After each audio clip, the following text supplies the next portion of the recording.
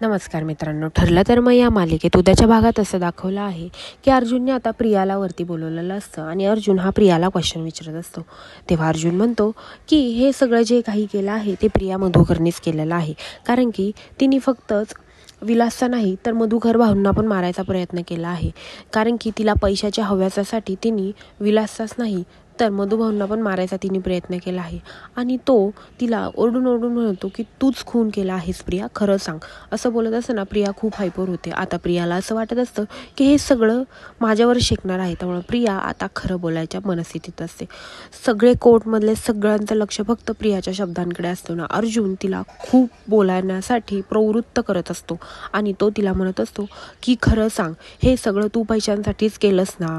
असं सगळं बोलल्यानंतर ना प्रिया म्हणत असे, नाही मी काही केलं नाही. तेव्हा अर्जुन म्हणतो, नाही तूच केला आहेस, तूच मधुभाऊंना पण मारायचा प्रयत्न केलास आणि विलासचा खूनही तूच केला आहेस. असं बोलल्यानंतर ना आता साक्षीला असं वाटत असतं की आता माझ्यावर आलेला आरोप हा प्रियावर जात आहे आणि प्रिया या सगळ्यात अडकत आहे. आणि प्रिया रडत असते आणि म्हणत असते की मी काहीही केलेलं नाही.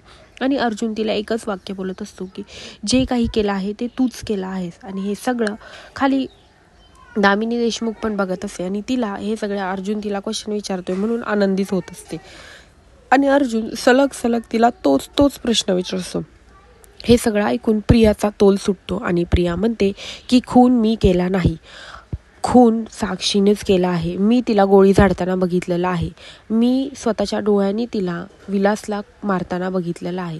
खून मी नाही केला, खून हा साक्षीनीच केला आहे. असं बोलल्यानंतर ना आता खरा गुन्हेगार कोर्टासमोर असतो. आता साक्षीला खरंच ह्या सगळ्याची शिक्षा होईल का आणि साक्षीला जन्मठेप होईल का, हे पाहण्यासाठी विसरू नका ठरलं तर मग. आणि माझ्या चॅनलला लवकरात लवकर सबस्क्राईब करा.